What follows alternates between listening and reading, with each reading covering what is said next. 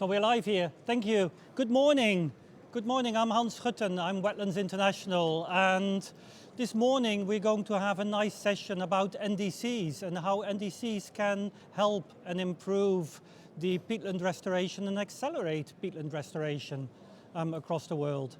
So we've got a series of speakers lined up, both in the virtual and in the physical environment. And we've got an audience here, and I'm really pleased to be here at the NDC or at the UNFCCC COP26 and introducing this topic.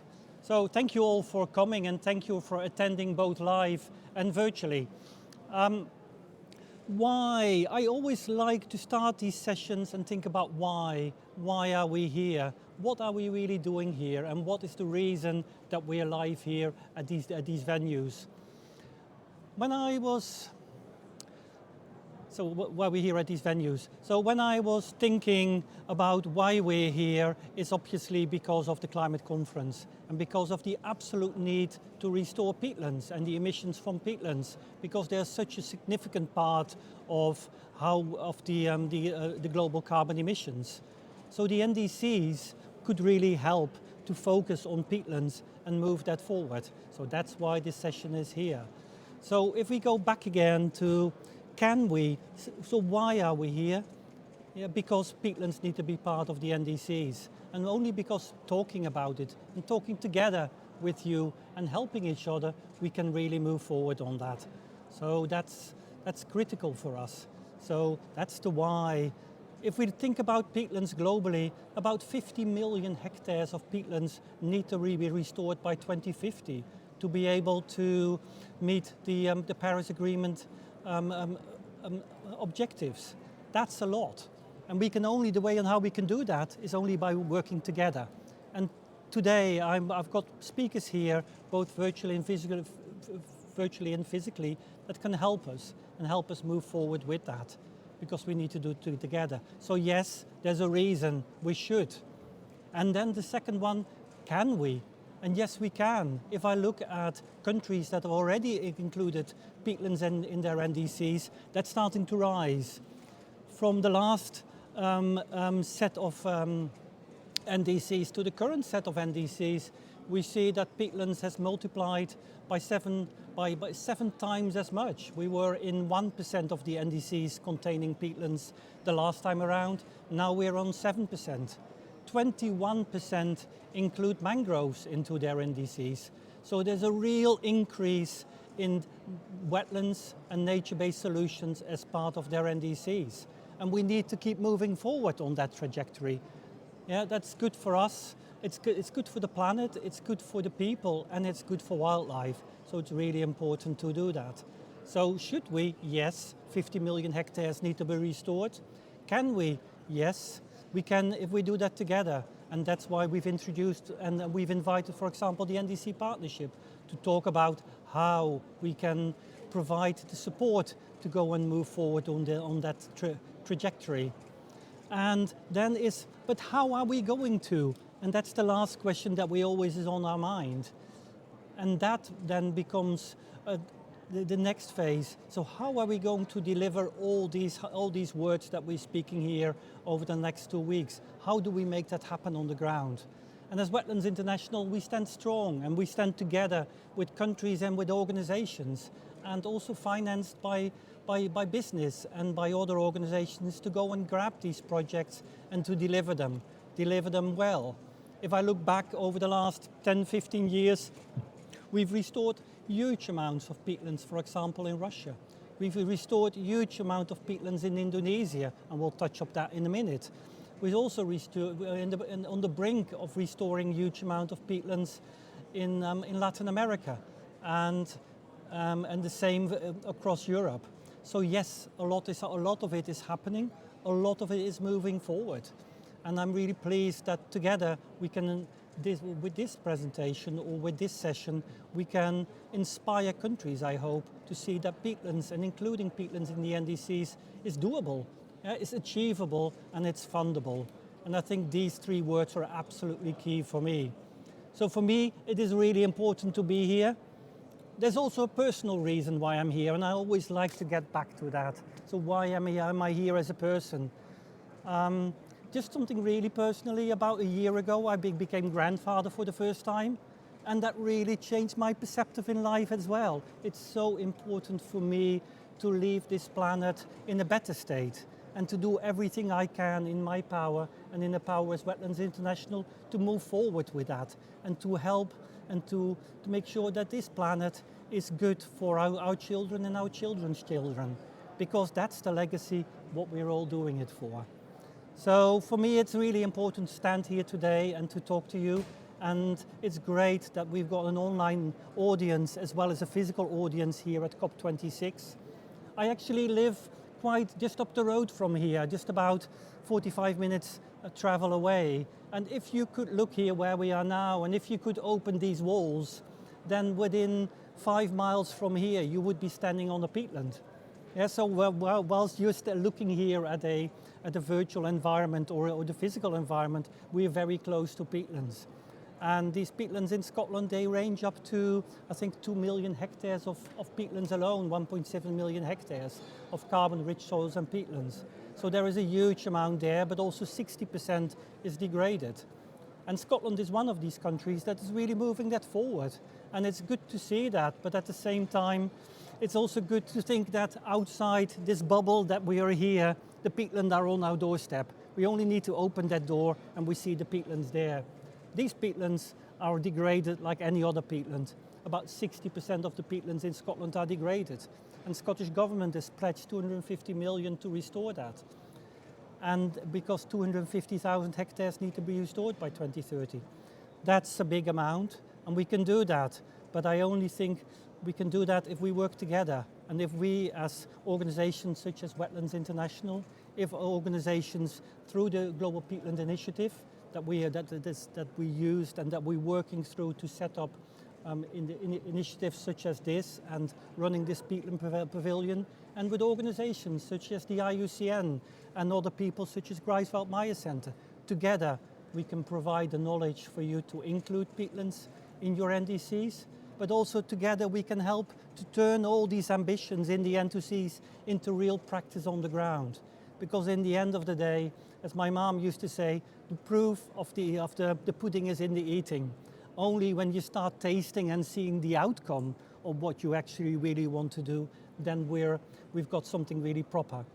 So that's a slightly longer introduction than I should have done, but I like to talk, and people that know me know that I want to talk because I'm really passionate about peatlands.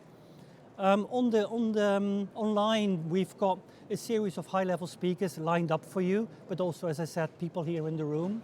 And the first speaker I'd like to introduce is Dr. Anna Romanovskaya. My apologies. She's the director of the Institute of Global Climate and Ecology of the Russian Federation. And Anna is going to explain to us how the Russian Federation has used knowledge on peatlands knowledge on carbon and peatlands now to include peatlands into their NDCs. Anna, over to you.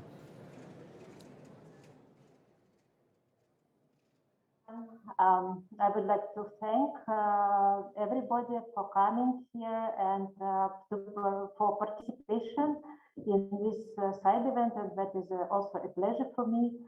And thank you very much, Hans, for the introduction, and of course, congratulations for the first grandfathering. That is, I think, very important moment as the kids everything for what we are living, let's say. So that is a beautiful start. So I would like to tell you about our experience and how we included the rewetted organic soils subcategory in our greenhouse gas inventory. And of course, it means that it was included in the Russian NDC, because Russian NDC is economy-wide NDC. It is a fully cover land use change sector. So of course, this category was included in the Russian NDC as well. Oh, yes. So the first, what was historically? Of course, Russian greenhouse gas inventory always reported the category of wetlands. Of course, I'm talking about managed wetlands, and it is as usually it is disaggregated between different category of lands. So we have actually very small category of managed wetlands itself. It is peat extraction. That's about 200,000 of hectares in Russia. That is for the last 2019 year, last for reported time series. And under different land categories, we have drained organic soils, was considered under the constant permanent land categories and converted land categories, if you're a little bit familiar with greenhouse gas reporting.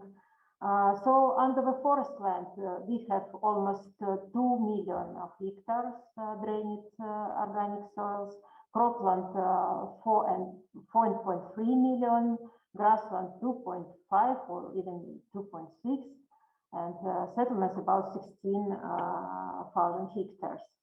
Of course, this is quite huge, huge territory, and mostly that was used for agricultural purposes. And during the time series, we have seen some, mostly for the cropland area, because that was not managed anymore, and some part of this area was abandoned and probably was under the national natural restoration. So the reduction was about 22%. Oops, sorry. Yes, here. And if to see what does it mean in greenhouse gas emissions, so you can see approximately the same time series. That is the corresponding reduction, about 22% since the 1990. But in total, I would say so. Is it a lot or not? What is this number? So in 2019, that was emission about 160 million. Oh, sorry, that was I wrote like 1990, but it is the last year, 2019. That was about 160 million tons of CO2 equivalent, and that is about 10% of greenhouse gas national emissions in 2019. So that is quite really a lot. So the first, in last year's submission, when we firstly reported about 2018, we first time included a category of rewetted organic soils.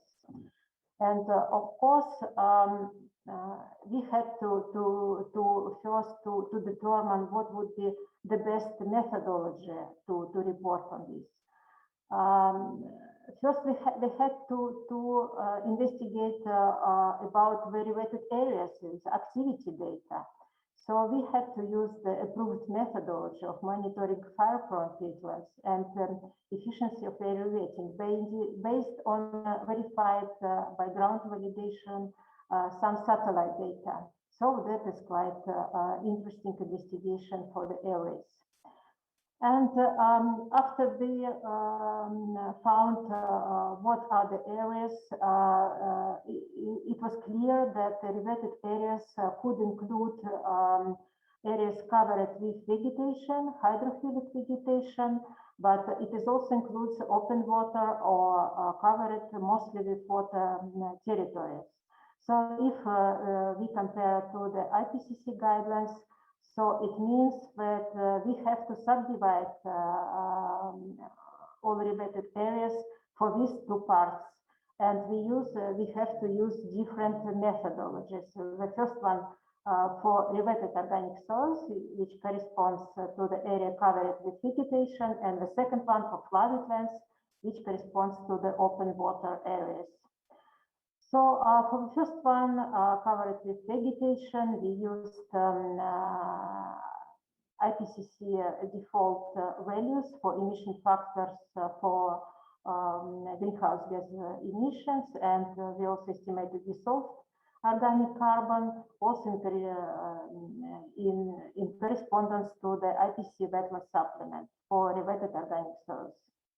And just to note that all related areas we assume to be rich ones, and that means that emission factors are higher than for the poor ones. And for water sources, we used the last methodology report. This is 2019 requirement, and we used emission factors for flooded lands. So if you would see the picture, so the upper pictures are showing how looks the hydrophilic vegetation on these related areas in Russia, and the below two pictures how the water surface also could be. So what are the numbers? The reporting, so as I told, the first we included with some category for the 2018 year, and also repeated in this submission for 2018 year. And the total area we considered is about almost 14,000 hectares. Maybe that is not so high for the Russian drainage territory, so it's about 1%. But actually, that is a huge area. Of course, that is thousands of hectares already under the restoration.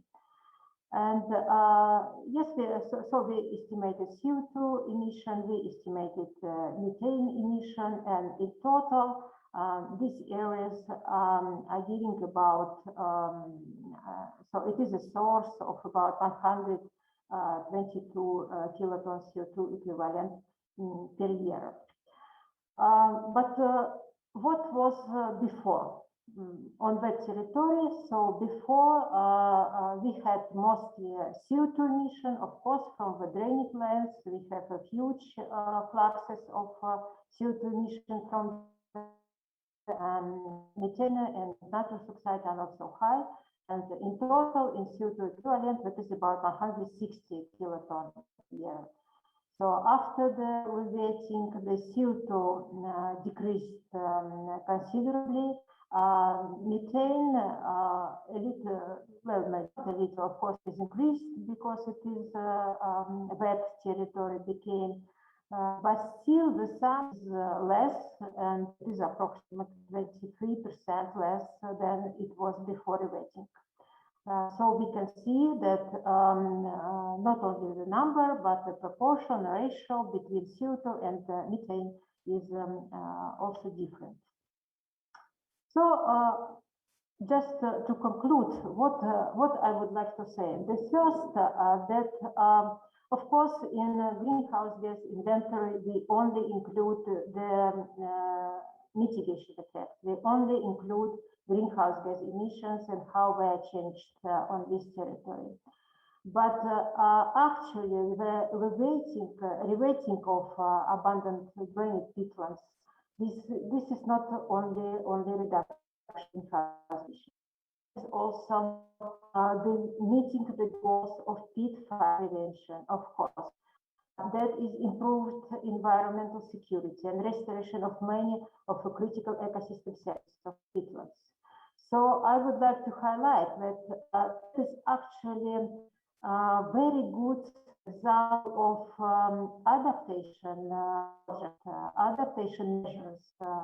And our NDC, as we all know, not only include the mitigation, but also NDC includes adaptation goals, adaptation commitments of countries. So when we are talking about reweighting and restoration drainage peatlands, we are talking about both these goals. So I would like to highlight. And just to the second, that even only to talk about or only about greenhouse gas emissions, still the real effect of rewetting is much higher than I showed you on the previous slide. It is higher because we actually should also consider and into account prevention of possible emissions from peat fires. And we still in Moscow, of course, remember terrible 2010 years, then Moscow was under the smoke for several months. So that was really terrible. And just to speak about variation about the Russian Federation, of course, for our country, this is a very important topic. And just as I told you, Peatland was pricing that national annual emissions. So restoration of peatlands, the rewetting of peatlands represents important and may not fully understood yet potential for our country to meet the Wetlands climate change mitigation. That is reduced, that is including peatlands now in their NDCs and how they've done that. We've got some minutes for questions, and I'd like to first see if there are any questions here within the pavilion here. There's a question over there. This is going to be slightly different, so we're going to have a microphone coming up, and our tech guys are absolutely amazing here in the corner. You can't see them, but they're doing an absolutely amazing job to move this forward. Yes, sir. Can you give your name, please, and ask the question? Global Environment Center, Malaysia. I saw on the presentation about the areas that you mentioned for the managed forest and the other managed land. Could you clarify about the definition? Because I saw the managed forest area did not seem too large compared to the overall size in Russia.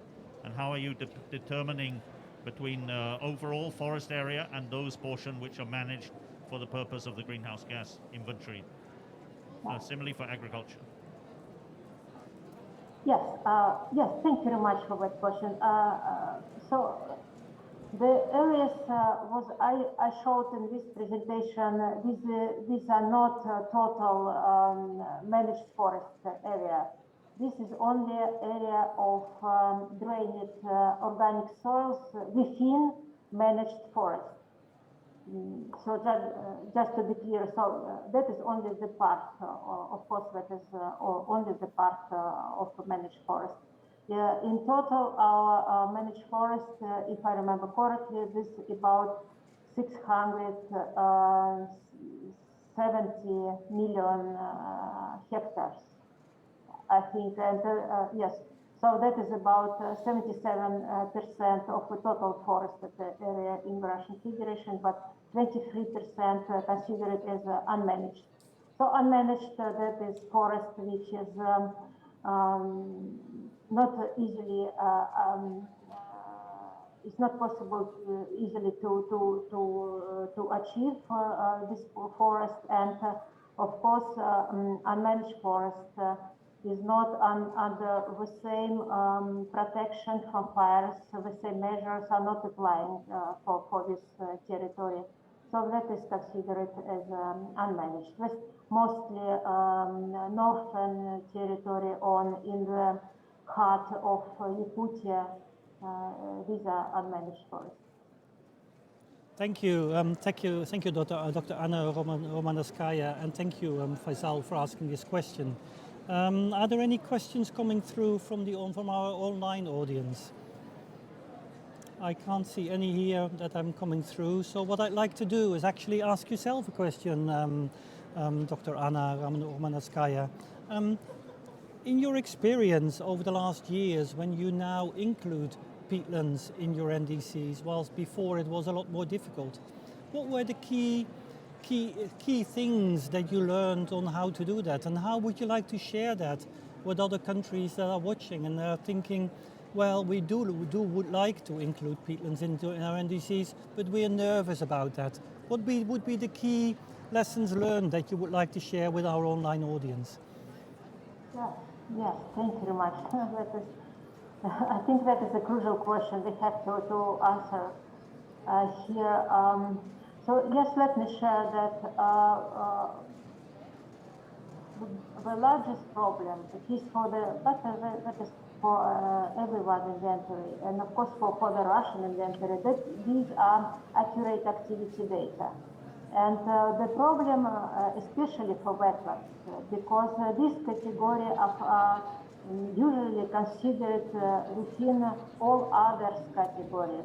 So it is considered as agricultural lands in statistical data, or it is considered as forest land in statistical data. And you actually only assume what could be the part of his territory which belongs to the organic soils, to peatlands.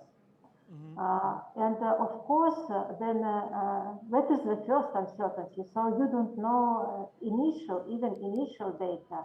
And the second uncertainty is that even if some projects are happening, but they are really conducting now on the territory of the Russian Federation. So the projects on rewetting, but you do not have annual statistical data was covering this activity. And you have to find some additional possibilities to find out areas, years, and what was done and who is monitoring this area.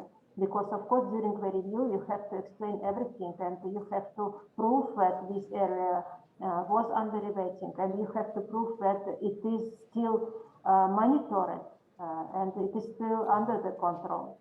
So I think that is the most difficult part of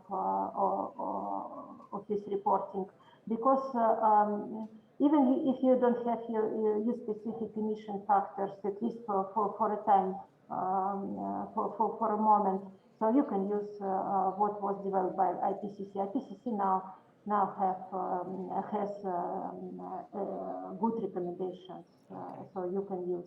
But the area is a question. Absolutely. Thank you, Anna. That's been really important, and thank you for your presentation. It's good to hear some real life experience on how to include peatlands in their NDCs. And we're actually thinking about how we're working together with countries across the world. And one of my colleagues, Tatiana Minajeva, will later on explain a bit more about that, about data sets and how we bring that part of the issue in, because it's not always easy to start from the beginning and to get all the data up on the ground. That leads me very nicely into my next speaker, and I'm really pleased to introduce Dr. Romeo Bertolini of the NDC Partnership, Director of the NDC Partnership. It's great to have you here with us today and to explain how an organization such as the NDC Partnership can help with bringing peatlands into NDCs. Dr. Romeo, the floor is all yours.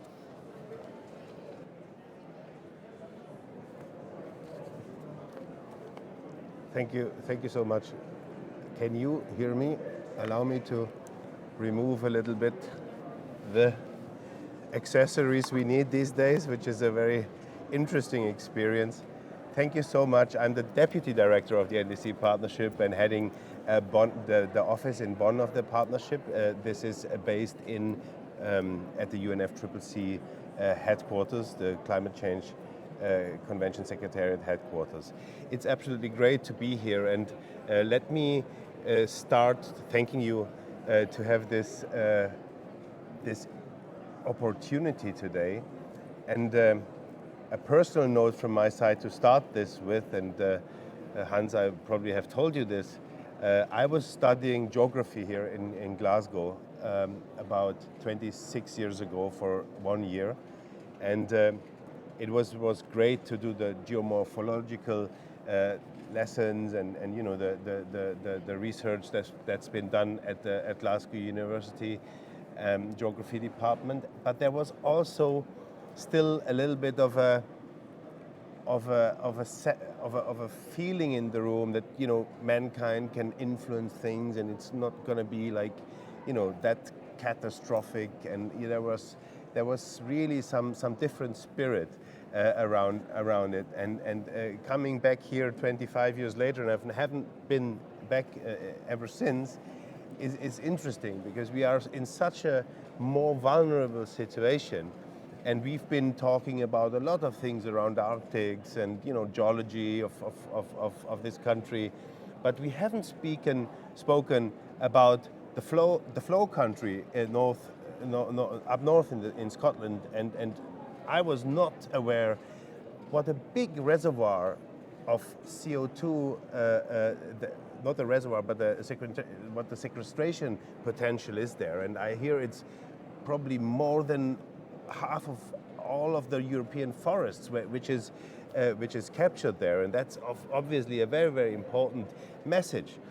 On top of that, of course, it's super beautiful, and you can really bank on that also in terms of tourism and so forth. I think, and that's a very important lesson that needs to be getting across also from countries like the UK, Scotland, to countries in the south. Use your natural potential and use that for the best of your country, and make sure that you're not degrading this and you have to rebuild it again, like we have. Right? I'm coming from Germany originally, and there's no natural forest left in Germany, let's face it. And that's a big loss of biodiversity. But anyway, thanks a lot for that. And I'm here to talk about, and it's going to be very, very different to what Dr. Romanovskaya was just talking about how countries work together. And our new tagline of the NDC partnership is let's act together and achieve more. And by doing this kind of cooperative work that we follow, I think we've been quite successful in bringing countries together with international organizations and international finance that makes sure that what countries raise to the table is actually addressed. And we have very good examples there also from Peru, when your climate law was basically rolled out and discussed there in the more rural areas with the indigenous people. We were asked by the Peruvian government, can you quickly help us, because there's no quick answer to this, and the budget is not there. Can you help us? And we've been tabling this to our international community and could address this very, very quickly. So the idea of the partnership is really to be a global coalition of countries that drives transformational climate change and makes sure that this community here, as you see it now, 5-6 years ago was different. It was just negotiators, a lot of negotiators, like the climate silo people. Now we have peatlands here. We have topics like biodiversity, restoration at large, energy. Finance ministries are there. We have the Finance Day tomorrow, super important, with a lot of countries being represented through their finance ministers in order to understand what is in there for them in the climate field. So all of this together goes back, and our work goes back to the COP in Marrakesh 1 year after Paris, where we've been launched and where we've got the mandate from the international community. Back then 30, 40 countries, probably a couple of institutions. Make sure you are putting up a transparent mechanism that makes sure that countries in the global south especially are in command of what's going on in their countries when it comes to climate change adaptation and mitigation finance. 5 years, 6 years down the road, we have 200 members, about 116 countries, almost 50 international institutions, and 36 associated members, Wetlands International being one of them. UN agencies, of course, multilateral regional development banks, all of them are committed to support countries in their climate work. And the partnership was really founded on that notion of coordination and deployment of international technical assistance, knowledge, and climate finance, but always based on the requests and the focus of the country, and based also on the NDC of the country as a basis of these activities, as the reference point, not only as a technical, very technical document, but also as a guidance document, very much linked to the national development policies of the countries, but also to the SDGs, of course. So this matchmaking between what we see here, I need to, sorry, I was just talking so much already and getting excited, forgot about this little remote control. Oopsie.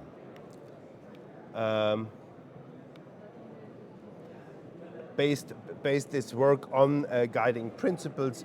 I said the most important one is probably the country drivenness, the coordination, the capacity that is there, and obviously also not looking only into mitigation efforts but also adaptation efforts, and that is of course very, very important.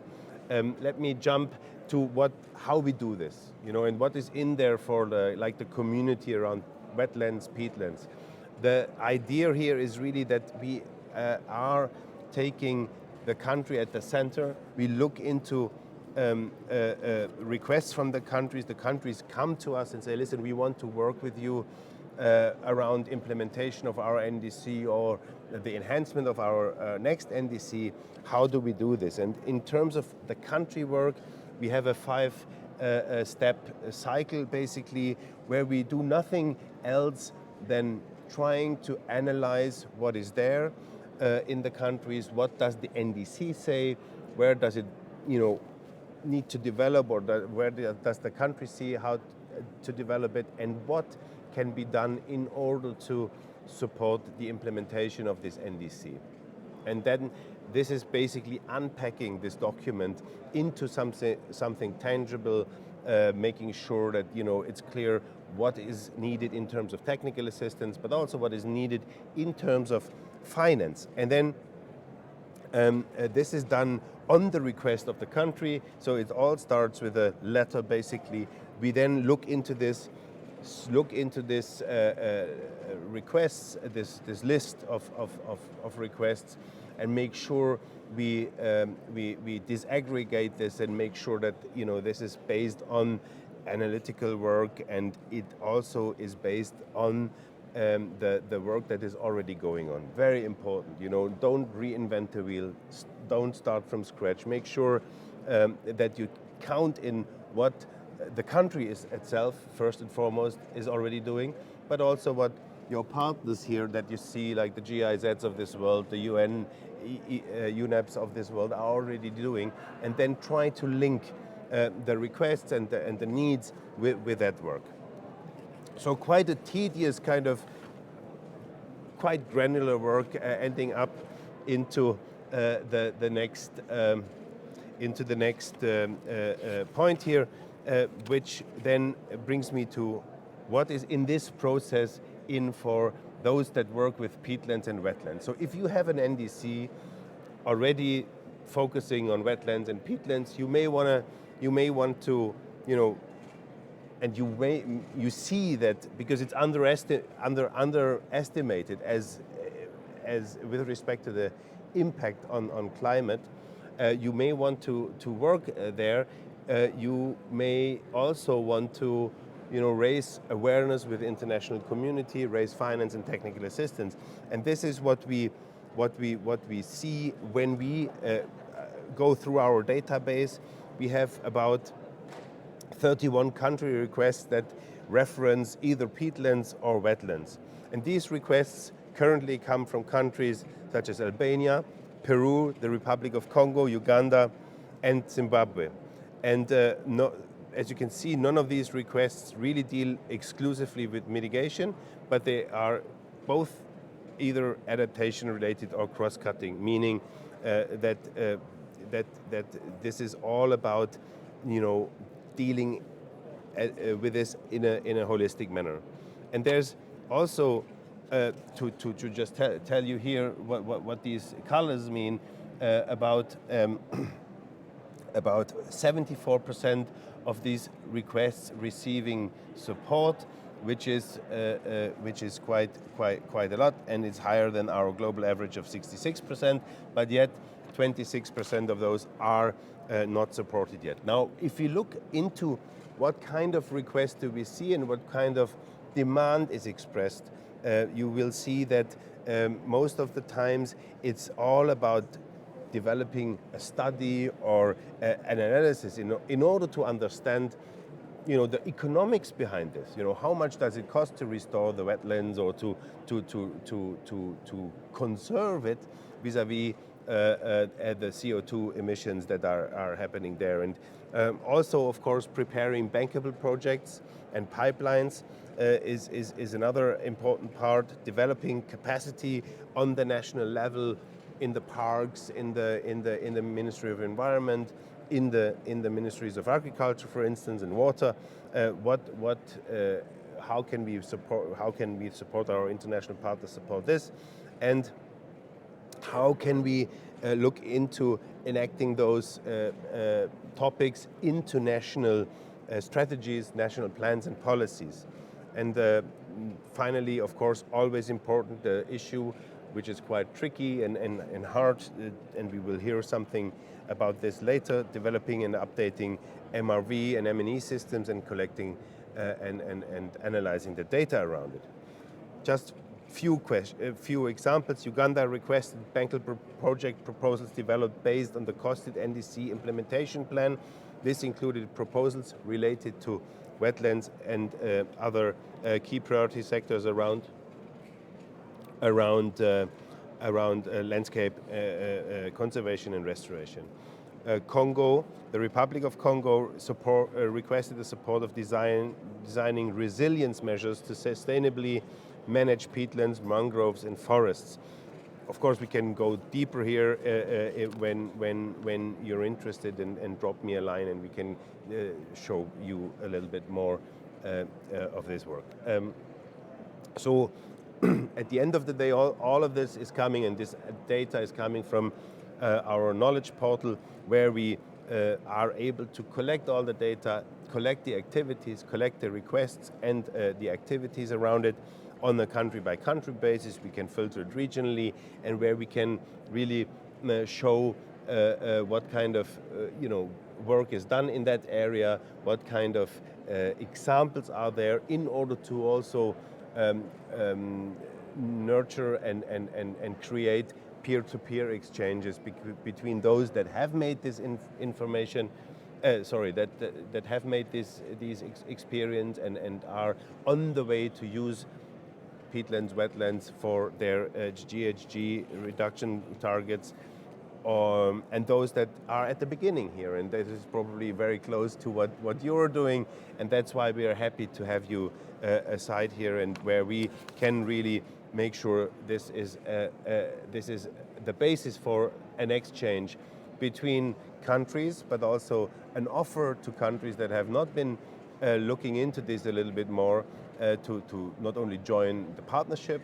Only 80 countries signing the Paris Agreement left are not members yet, but also to make sure that you request, when you have the interest in that and when you want to move ahead, support from the partnership. And we are, as the Secretariat of the partnership, we are then tabling the requests to the international community, and hopefully there's some answer to that, and this drives your own agenda in that area further. Thank you very much.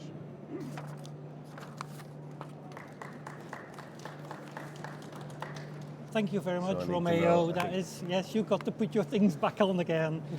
We're all in COVID situation. I'll go and walk over there. Are there any questions for Romeo? I think it's absolutely incredible to see that there is such support there, and there is an NDC partnership that we can utilize for that. But are there any questions? If I first go to the online community, do I see any questions coming from the online community? So far, and I've got an amazing person here sitting straight in front of me who's helping me with making sure that I get all the questions from the online communities as well. So there wasn't anything from there. But now for the field here, a question here from me. Can you please introduce yourself and ask a question? My name is Kim Josten. I was curious, thank you for your presentation, about how you talked about how there were requests coming in for peatlands and then other types of wetlands. Would you mind sharing like what percentage of those were specifically for peatlands versus other types of wetlands?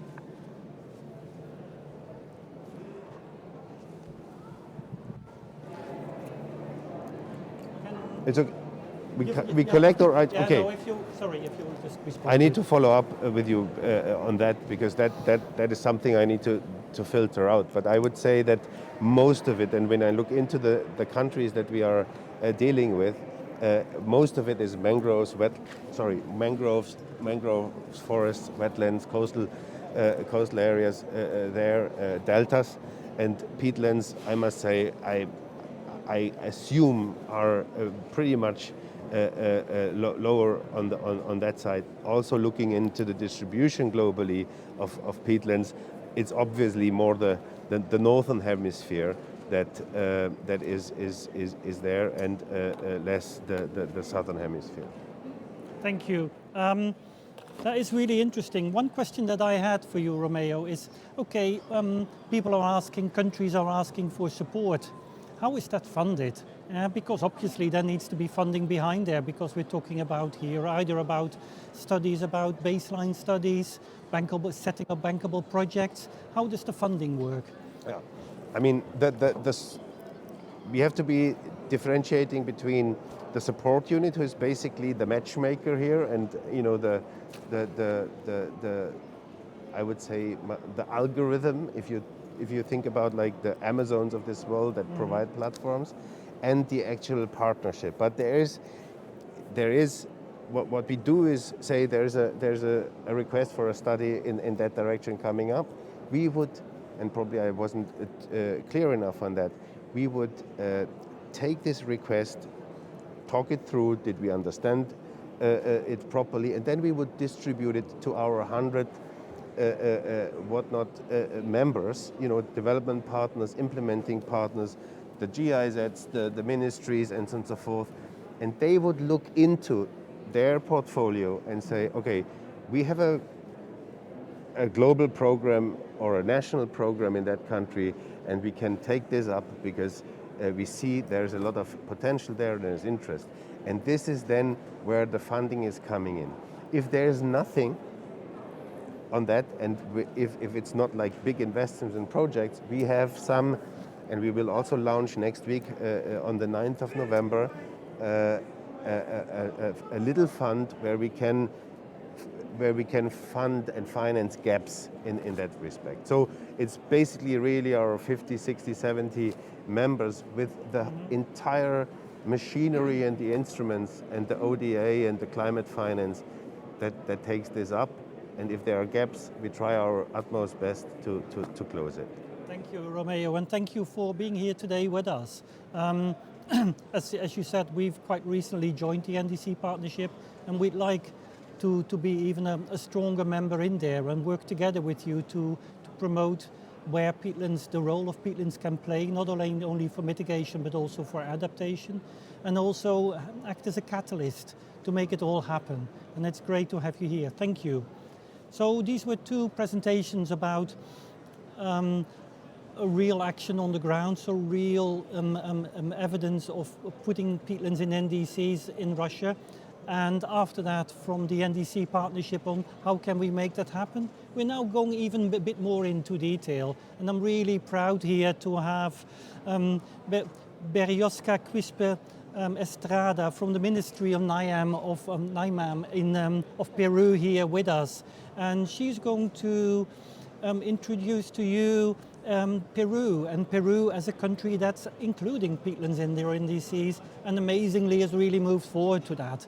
What is really nice is that there is a whole series of businesses sitting behind there, and they're really moving forward and making sure that the NDCs are being looked at, that the NDCs are being acted upon, and also that there is a clear view on nature-based solutions. So the next half an hour is going to be in Spanish, and it will be translated live for us. And I'm just showing for the audience here that there is a QR code, and there is a leaflet behind there whereby you can click on the QR code so you get the right translation coming in.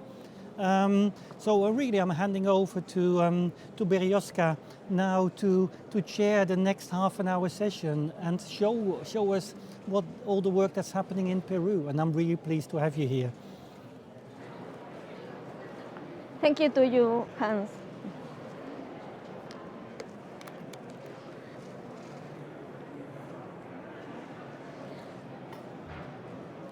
Muy buenos días. ¿Se escucha bien? ¿Me escuchan bien? No. En principio, disculparme, no me voy a quitar la mascarilla, lo siento mucho. Quisiéramos ahora mostrar un poco más, como dijo Romeo, es importante la participación de todos los actores para la implementación de las NDC. Ahora lo que queremos mostrarles es cómo el sector privado también participa en la implementación de las NDC. En Perú, nosotros tenemos un grupo impulsor es un grupo impulsor permanente del sector privado para la implementación de las NDC para implementar nuestra acción climática, ¿no? En línea nos van a acompañar dos miembros de este grupo impulsor. Uno es representante de la Sociedad Nacional de Industrias, Patricia Valdés, y el siguiente es un representante de la Sociedad Nacional de Minería y Petróleo, Carlos Adriansen. Y finalmente tendremos también unas palabras de cierre de nuestro ministro del Ambiente. En Perú, como Hans ha mencionado, nosotros tenemos un buen porcentaje de medidas de mitigación que están asociadas al sector forestal, pero toda nuestra contribución nacional está conformada por 61 medidas de mitigación y 93 medidas de adaptación, de las cuales aproximadamente un 25% son soluciones basadas en la naturaleza. Y actualmente venimos desarrollando una propuesta para incluir las turberas en nuestras contribuciones nacionalmente determinadas. Empezando por las turberas amazónicas. Si voy rápido me dicen, por favor. Empezando por las turberas amazónicas, que conforman aproximadamente unas 70 millones de hectáreas, y continuando con las turberas andinas en los próximos años. Ahora, en Perú, después de que suscribimos el Acuerdo de París, nosotros conformamos un grupo de trabajo multisectorial. Estaba conformado por 13 ministerios en el Perú, y con este trabajo multisectorial nosotros diseñamos nuestras contribuciones nacionalmente determinadas, estableciendo en el 2018 una meta de 30% de reducción de las emisiones. El año pasado hemos presentado nuestra contribución nacionalmente determinada actualizada y hemos subido nuestra meta hasta el 40%. Una vez que hemos identificado estas medidas, era necesario tener como la información en cuánto porcentaje de estas medidas puede participar el sector privado. Y se estableció o se vio la necesidad de contar con un estudio que nos muestre, que nos exhiba cuál es la propuesta, la identificación de la participación del sector privado en la implementación de las medidas de adaptación y mitigación de las NDC. Entonces, este estudio fue muy importante porque nos mostró que aproximadamente el 85% de las medidas de mitigación y el 13% de las medidas de adaptación pueden ser implementadas por el sector privado. Es decir, 85% de las medidas pueden ser implementadas por el sector privado. Entonces nos muestra la necesidad imperante de lograr la participación del sector privado para catalizar todas estas acciones.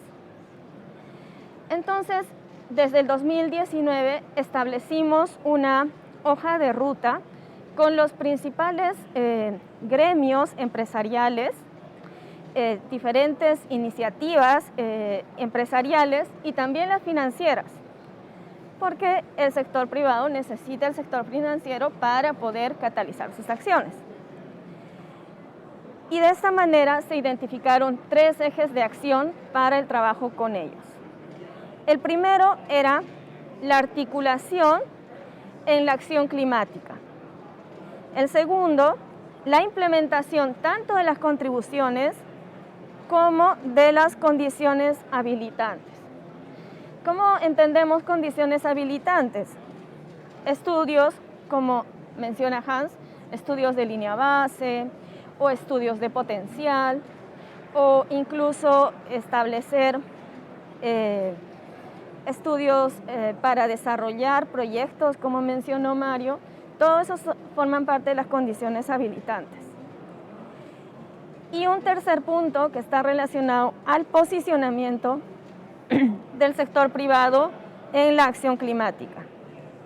Cada una de estas líneas de acción cuenta con actividades estratégicas que guían el cumplimiento de estos objetivos planteados en cada uno de los ejes. El Ministerio participa principalmente en el eje de articulación, ¿no? Articulación para la acción climática.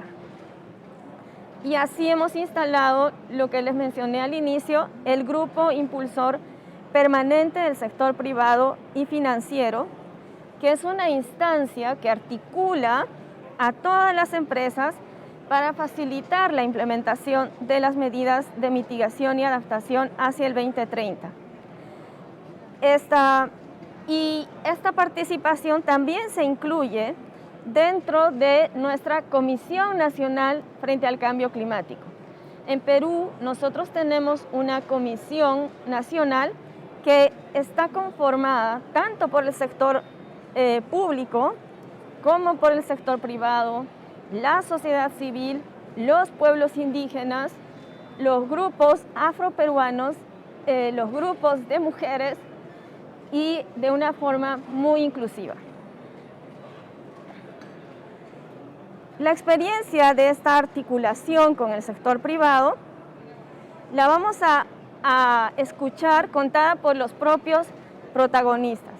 Este grupo impulsor ha escogido 2 representantes que nos van a mostrar la participación de cómo participan en la acción climática y cómo esta acción climática puede dar resultados positivos en la implementación de las NDC, pero con el enfoque, bueno, ahora vamos a escuchar un poco más cómo es que participan implementando el enfoque de soluciones basadas en la naturaleza. El primer gremio que vamos a escuchar es la Sociedad Nacional de Industrias. La Sociedad Nacional de Industrias en el Perú tiene 120 años de experiencia en el sector industrial, manufactura principalmente, y otras empresas.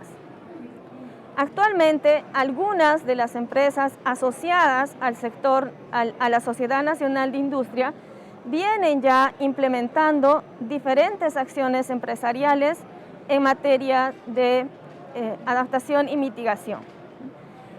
Por ejemplo, vienen implementando proyectos de siembra y cosecha de agua. De esta manera se mejora la calidad y la cantidad de agua en las comunidades que viven en las diferentes cuencas de alto riesgo. En el Perú, una forma de cosechar aguas también está relacionada con los humedales.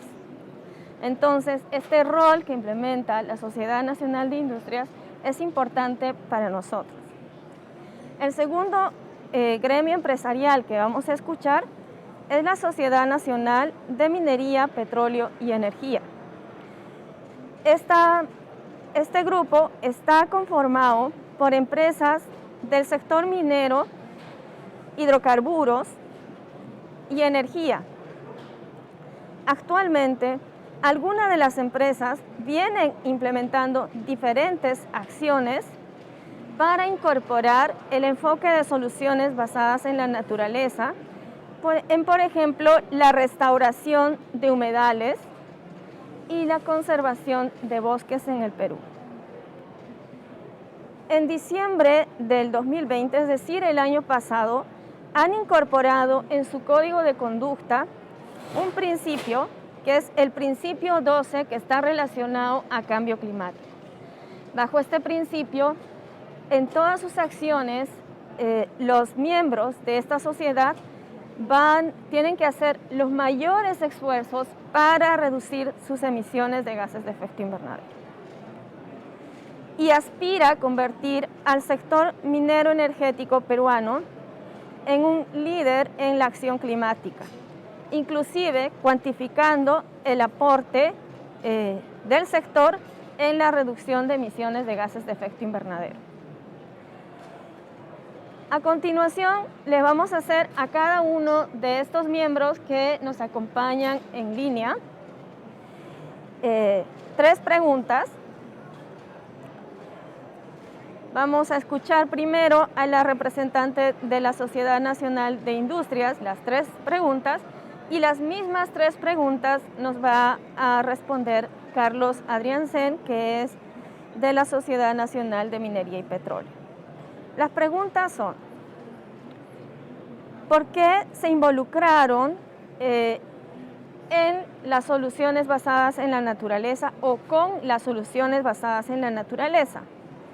La segunda pregunta es: ¿qué hicieron y cuáles han sido los resultados concretos en la incorporación de las soluciones basadas en la naturaleza? Y la tercera, pero no menos importante, es cómo animamos a otras empresas en el Perú y también en el mundo a que puedan incluir soluciones basadas en la naturaleza dentro de sus estrategias de negocio. Escuchemos ahora, nos acompaña en línea Patricia Valdés, que es representante de la Sociedad Nacional de Industrias. Adelante, Patricia. Gracias, Veriosta. Buenos días con todos. Gracias a los organizadores por darle este espacio para escuchar al sector privado de Perú. Yo represento a la Sociedad Nacional de Industria. Actualmente soy gerente del Comité de Sostenibilidad y estamos participando del panel de experiencias del Grupo Impulsor Permanente del Sector Privado para acelerar las acciones climáticas con enfoque de soluciones basadas en la naturaleza. Pasando a la primera pregunta, ¿por qué involucrarnos? Bueno, desde la Sociedad Nacional de Industria, que cuenta con 125 años de experiencia y agrupa a empresas del sector industria en el país, contamos con empresas asociadas que comparten una visión de sostenibilidad en su modelo de negocio y que vienen implementando acciones empresariales en materia de gestión de cambio climático, incorporando el enfoque de soluciones basadas en la naturaleza. El cambio climático en conjunto con otros problemas ambientales, como es la pérdida de biodiversidad o la contaminación ambiental, afecta a la disponibilidad de la materia prima, que proviene de los recursos naturales. Si la naturaleza pierde esta capacidad de proporcionar estos recursos, entonces se afecta de forma directa la cadena productiva, algo muy importante en nuestro sector, y por tanto la continuidad de los negocios. Por lo cual, si desde la empresa vemos a la naturaleza como un aliado en nuestra línea de negocio, ello nos dará no solo una ventaja en el mercado, sino que generará un valor compartido que permitirá una continuidad en el tiempo, generando un impacto positivo. Y a continuación, vengo a comentarles casos y proyectos de empresas de nuestro gremio que han visto esta visión que les acabo de compartir. Aquí tenemos, por ejemplo, a una empresa del sector cemento, que es la empresa UNACEM, la cual está llevando a cabo el plan de conservación de lomas, por el cual buscan mantener y preservar la biodiversidad y la funcionalidad del ecosistema en el entorno de sus operaciones. Y han restaurado a la fecha 4.8 hectáreas de ecosistema de lomas.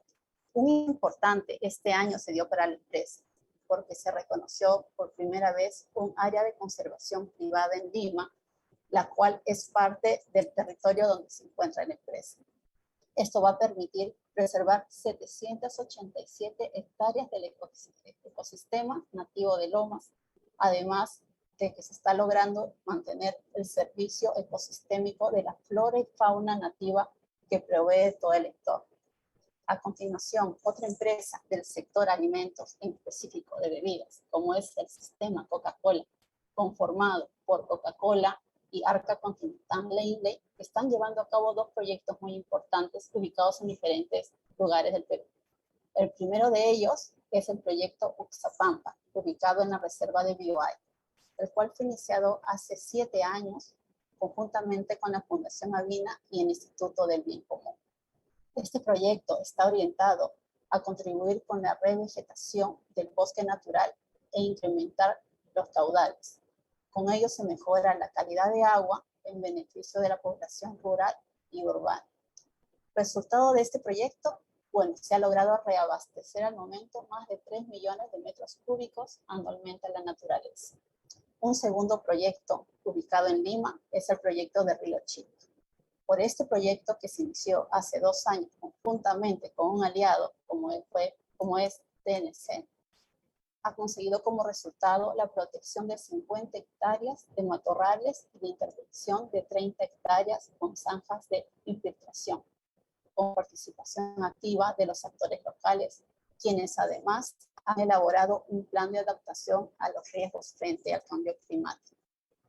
A continuación, les voy a presentar un caso de éxito de la empresa Aceros Arequipa. Esa Aceros Arequipas es del sector metalmecánico y desde hace más de 15 años cuenta con un cerco vivo en su complejo siderúrgico, lo cual abarca 10 kilómetros perimetrales. El cerco es una alternativa sostenible que reemplaza el uso de paredes convencionales, con los cuales hay menos emisiones de gases de efecto invernadero. Además, este cerco vivo sirve como hábitat para diversas especies y además constituye una reserva paisajística, una alternativa paisajística de forma visual. Además, la empresa continuamente hace monitoreos de la flora y fauna que está en la zona.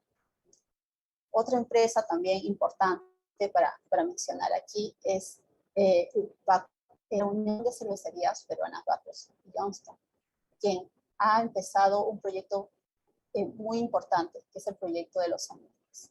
La meta de este proyecto es restaurar 67 kilómetros de amunas identificadas en la subcuenca del río Santa Eulalia, que abastece la cuenca del río Rímac, un cuerpo de agua que representa el 70% de agua que se consume. Bueno, el resultado al año 2020 fue que se restauró 4 kilómetros de amunas. Y este año, con la participación de otra empresa asociada del gremio, que es la empresa CBC peruana, y además de la empresa PepsiCo, se ha incrementado la meta a 10 kilómetros para el año 2021. Este proyecto va a tener una duración de 5 años. Finalmente, otro caso de una empresa del sector de bebidas del grupo G es la iniciativa de superfrutos que conservan los bosques y a través del movimiento Marimar. Es a través de este proyecto que se ha trabajado muy cercanamente con la Autoridad Ambiental Nacional y autoridades a nivel regional y local. Se ha dado un trabajo de articulación y eso es algo importante en todos los proyectos que acabo de mencionar. Además, con este proyecto se busca el empoderamiento de las comunidades nativas amazónicas. El resultado es que la empresa actualmente es aliada de la conservación de 4 reservas naturales dentro del CERNAP, que es la Autoridad Nacional de Parques Naturales en Perú, con una extensión de más de 5 millones de hectáreas. Además, está decir el trabajo de colaboración que se está llevando a cabo con las comunidades amazónicas. Bueno, a partir de los ejemplos que acabo de compartir, es posible afirmar que desde el sector privado del Perú estamos comprometidos con la acción climática. Y conforme se ha señalado en la inauguración de la presente COP, sí es posible generar oportunidades y desarrollo a partir de la adaptación y mitigación, pero requerimos algo importante, que es actuar todos ahora. Finalmente, para poder terminar la tercera pregunta, quiero dejar 3 ideas claves. Yo los llamaría ejes de trabajo, un poco buscando cómo conseguir, cómo lograr que más empresas decidan por incluir el enfoque de soluciones basadas en la naturaleza. Un primer eje podría ser el informativo. el cual consistía en difundir los múltiples beneficios del enfoque de soluciones basadas en la naturaleza, a nivel ambiental, a nivel social y a nivel económico. Y traigo acá como ejemplo el proyecto de la recuperación de amores.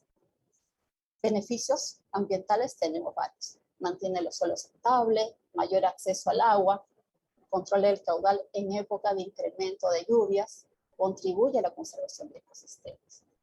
En el punto de vista social, hay un beneficio directo a la comunidad. Con este proyecto hay más de 1.500 personas que han tenido un mayor acceso a recursos hídricos. Y además ello ha traído como resultado que se ha dado 200 puestos de trabajo directos. Otro eje importante para plantear es el de conocimiento, un espacio para compartir experiencias y resultados de invertir en proyectos vinculados a este enfoque. Por ejemplo, el espacio que ya existe a día de hoy y del cual somos parte de los que estamos participando en este evento, que es el Grupo Impulsor Permanente del Sector Privado y Financiero, con la agrupa 20 gremios. Estamos organizados, tenemos un plan de trabajo. Creo que es una plataforma importante en este momento para poder trabajar la acción climática desde Perú. Y finalmente, algo súper importante también, que es la articulación entre los actores. Es ese diálogo que debe de haber entre autoridad, comunidad y sector privado para poder empujar el proyecto y sobre todo para poder dar la continuidad al mismo. Y con eso termino mi presentación, periódica. Gracias.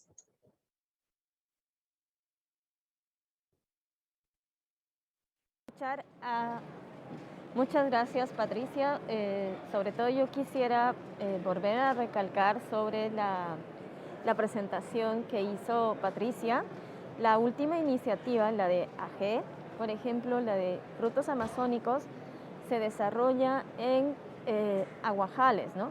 Los famosos palm swamp, que son una de las extensiones más amplias de turberas en el Perú. Y ahora vamos a escuchar a Carlos Adriancén. Él es de la Sociedad Nacional de Minería y Petróleo. Le vamos a hacer las mismas 3 preguntas a Carlos. Adelante, Carlos.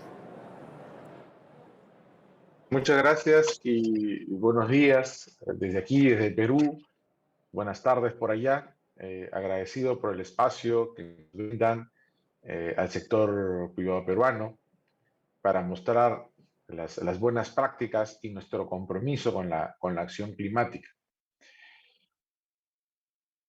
Referirles, en primer lugar, que la Sociedad Nacional de Minería y Petróleo agrupa a las principales empresas del sector del minero energético, tanto en el sector minería, oil and gas y electricidad. Y nuestro compromiso se remonta desde mucho tiempo atrás, desde nuestra conformación y de nuestro nacimiento como gremio empresarial, y lo que nosotros buscamos y promovemos al interior de las empresas es el aprovechamiento sostenible de los recursos naturales y el desarrollo social. Todo dentro de conceptos de sostenibilidad, eficiencia, responsabilidad. En una línea base reciente del año 2020 hemos podido levantar información de más de 600 acciones de adaptación y mitigación a los efectos del cambio climático. 60% de ellas están en mitigación, 40% en adaptación. Y podemos observar además que es el sector minero, el sector que hoy día encabeza y lidera dentro del gremio la acción climática. Luego está el sector electricidad, el sector oil and gas y el sector proveedores, que es para nosotros sumamente importante en el concepto de economía circular de todos nuestros negocios. Nuestras principales acciones en medidas de adaptación, por ejemplo, están concentradas en agricultura y agua. Son los pilares donde nuestros asociados desarrollan la mayor cantidad de acciones. Y en medidas de mitigación, en energía y en la gestión eficiente de los desechos, ¿no? Son estos los elementos más importantes de nuestra acción. Pero esto que trabajamos, todo este compromiso que se trabaja al interior del gremio y de las empresas asociadas, se lleva incluso a la Comisión Nacional de Cambio Climático, nuestro aporte a la comisión desde su conformación en los años 90, para lograr y promover el desarrollo de políticas públicas eficientes, sostenibles. Nosotros participamos en diversos espacios de conservación de áreas naturales protegidas, gestión de recursos hídricos, economía circular, gestión de los residuos sólidos, conservación de biodiversidad, por ejemplo. Y como bien mencionaba Patricia, estamos también impulsando la acción privada desde el grupo impulsor que se ha formado como un equipo que articula 20 gremios, plataformas privadas, eh, para apoyar la labor de la Comisión Nacional de Cambio Climático. Pero también hemos venido participando activamente en las COP. Participamos en la COP20, la COP de Lima el año 2014, y también hemos participado en la COP de Chile, en la COP25, que se llevó a cabo en Madrid, España, en el año 2019. Es así que nosotros, como gremio, venimos trabajando ya desde hace tiempo, digamos, en esta visión de mitigar y adaptarnos a los efectos del cambio climático. Todo este trabajo, de hecho, que ha ido dejando huella en nuestros asociados que desarrollan ya proyectos específicos, muchos de ellos enfocados en soluciones basadas en la naturaleza, aportando a los ODS y aportando también a nuestras contribuciones nacionalmente determinadas, NDC, que para nosotros tiene una traducción como nuestro desafío climático, NDC. El primer caso que les muestro es el caso de una empresa del sector electricidad, la empresa Celepsa, que desde los últimos 10 años ha invertido mucho en la conservación de una reserva paisajística en la parte alta de una de las cuencas del Perú. Es la reserva paisajística Nor-Yauyoscochas. Y se ha tenido avances muy importantes. En primer lugar, han obtenido información, línea base. Han podido calcular y han podido observar, digamos, con metodologías, el proceso de glaciación que ha tenido esta área natural protegida y el proceso de desertificación, que son muy graves, ciertamente. Y como podrán ver ustedes en la fotografía, es un área preciosa, con un abastecimiento de servicios ecosistémicos a la cuenca importante. Han logrado 169 hectáreas de bofedal, de pajonales altoandinos conservados y más de 20.000 metros de canales de infiltración que lo que hacen es ayudar a conservar. Las NDC que impactan en adaptación agua y en mitigación agricultura y cambio de uso de suelo. Este es el caso de una empresa minera, Antamina. Esta empresa ha logrado convertir parte del desierto costero en un bosque. ¿Y cómo lo ha logrado? Lo que ha hecho es reusar eficientemente el agua de proceso y no verterla directamente a la naturaleza, sino procesarla, ¿no? Cumplir estándares de calidad y luego utilizarla para conformar más de 170 hectáreas de bosque, y bosque en el desierto, como pueden ver en la fotografía.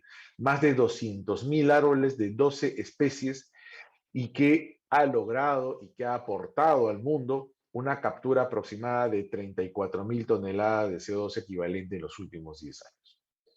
Nuestro desafío climático a los que impacta en adaptación, bosque y agua, y en mitigación, cambio de uso de suelos y la gestión eficiente de los desechos, en este caso, vertimientos de agua. Un tercer caso también minero es el de la empresa Southern Perú. Southern Perú tiene operaciones al sur del Perú, en la región de Moquegua, y ellos lo que han logrado es mitigar el impacto en el proceso de conservación de un humedal. Un humedal es un espacio de transición entre la costa y el mar. Bueno, ellos han conservado el humedal de Ite y han logrado áreas nuevas de humedal, más de 1.600 hectáreas de humedal, lo que ayuda a generar un hábitat propicio para 126 especies de aves, de ellas migratorias. Un esfuerzo importante del sector minero peruano. Los ODS a los que impacta esta iniciativa, el ODS 6, el 13, Acción por el Clima, el 15 de Vida de Ecosistemas y el 17, de hecho, de alianzas. Solos no lo podemos lograr, lo hacemos en alianza. Nuestro NDC impactado, la mitigación, en el ámbito de mitigación, cambio de uso del suelo y la gestión de los desechos.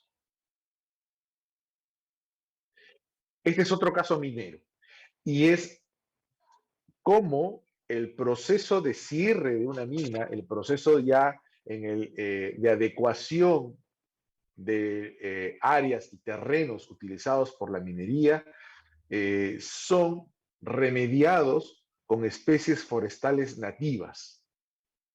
Especies forestales que están además ambientadas al territorio, al espacio geográfico, y cómo esta empresa, Pan American Silver, ha logrado restaurar 318 hectáreas en lo que va de su trabajo y tienen previsto 105 hectáreas más para el año 2022. A final del 2022 van a pasar las 400 hectáreas revegetadas con especies endémicas, especies nativas, lo cual, digamos, genera valor, capital ambiental al proceso de cierre de la actividad minera.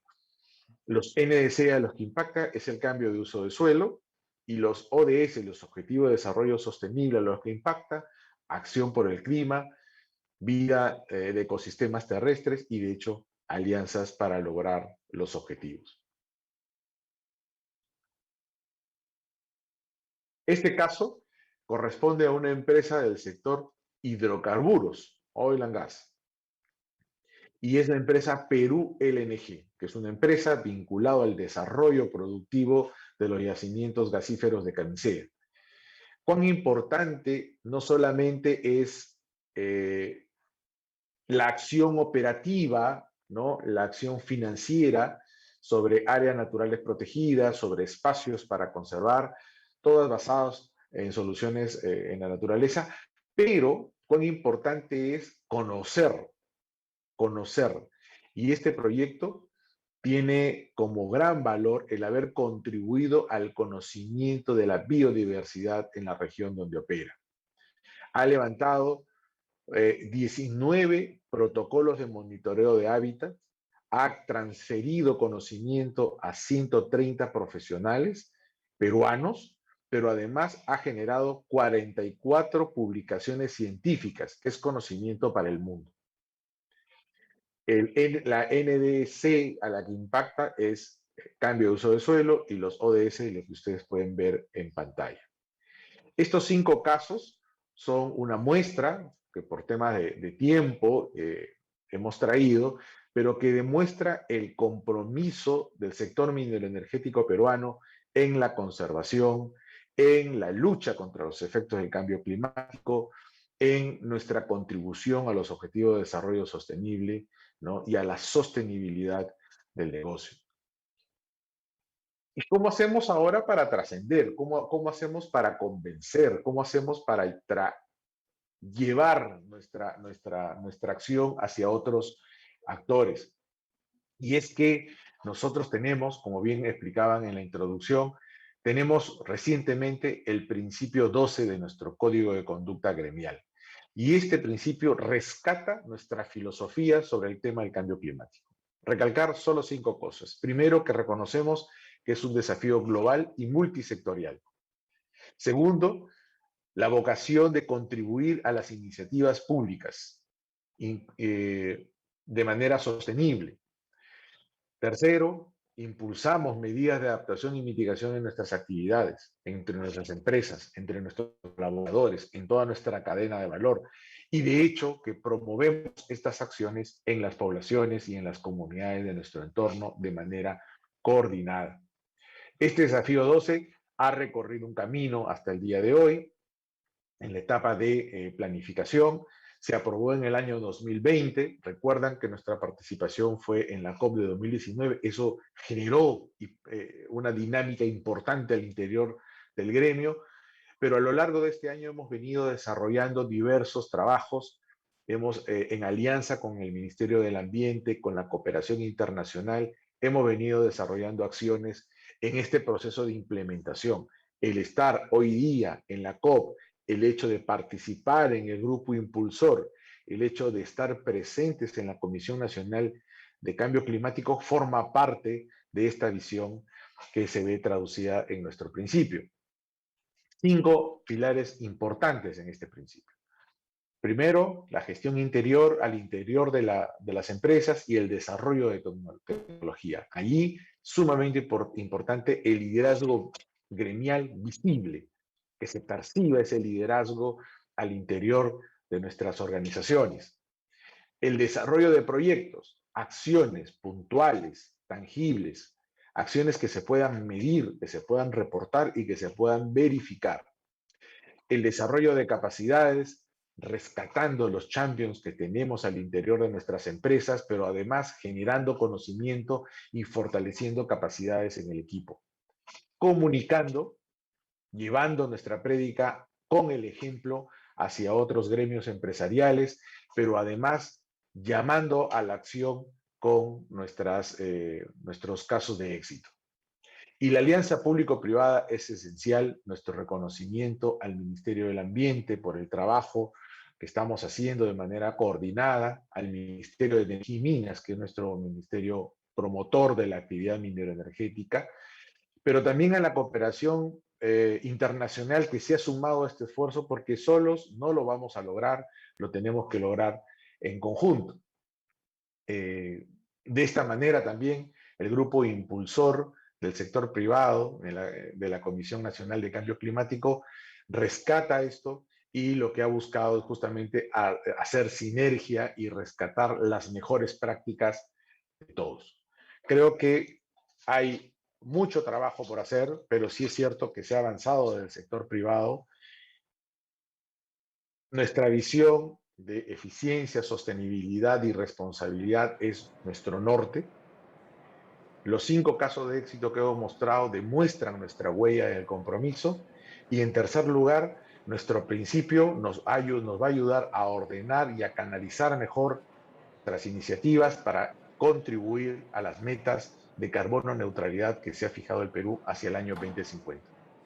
Les agradezco mucho su atención y agradezco el espacio que se le brinda al sector mineroenergético peruano. Muchas gracias. Muchas gracias a Carlos por sus respuestas. Ahora vamos a pasar a las preguntas del público. Tengo 2 preguntas virtuales en hold. Vamos a ver si alguien del público quiere hacer alguna pregunta a nuestros expositores o a mí.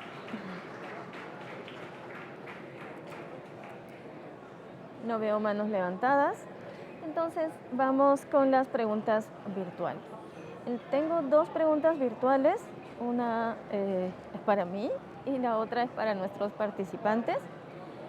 La primera pregunta es que si existen algunos incentivos de parte del gobierno para el sector privado, de manera que se puedan comprometer en la acción climática.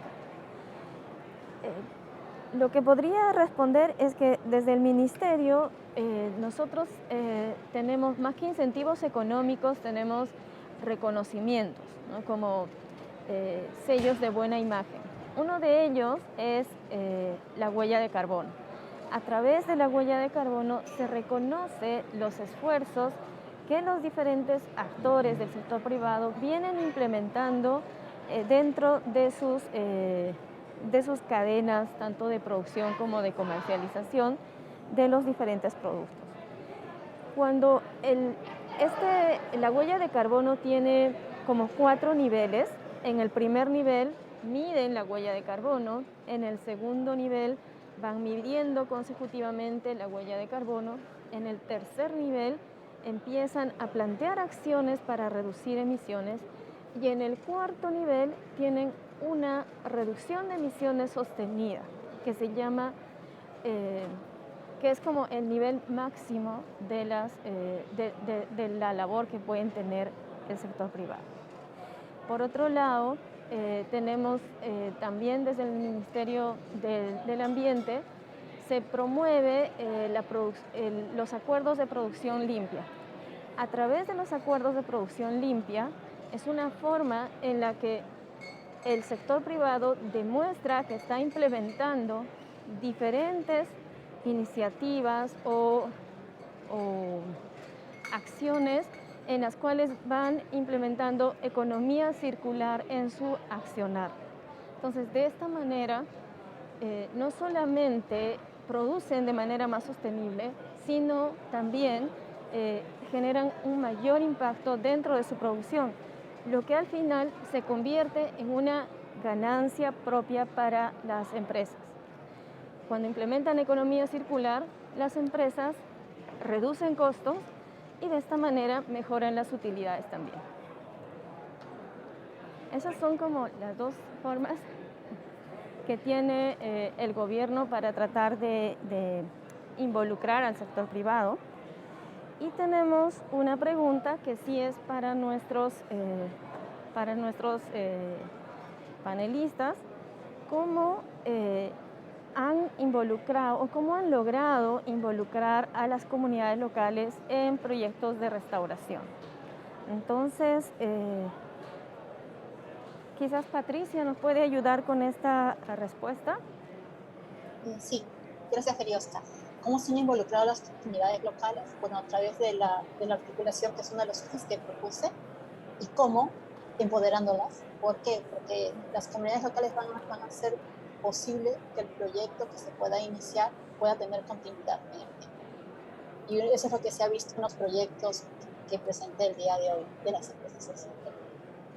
No sé si Carlos tiene algo más que agregar, tal vez, desde el punto de vista de Gracias. Comentar que hemos avanzado mucho en el desarrollo de un concepto detrás de todos los casos que hemos mostrado y otros más, quizás de esas 602 iniciativas, y es el concepto del valor compartido, porque es sumamente importante que las comunidades reconozcan que en la restauración, en la conservación, en el servicio ecosistémico, ellos también se ven beneficiados.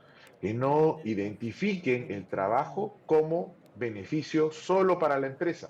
No, todo lo contrario. Este es beneficio principalmente para las comunidades que ocupan el territorio y de hecho los servicios ecosistémicos también ayudan y también atienden necesidades de las empresas. Creo que eso es un elemento importante en la estrategia de involucramiento, es que las comunidades reconozcan el valor compartido que genera la conservación, las soluciones basadas en la naturaleza.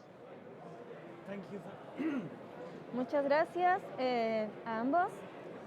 Y ahora vamos a pasar al video de cierre de nuestro ministro del Ambiente de Perú.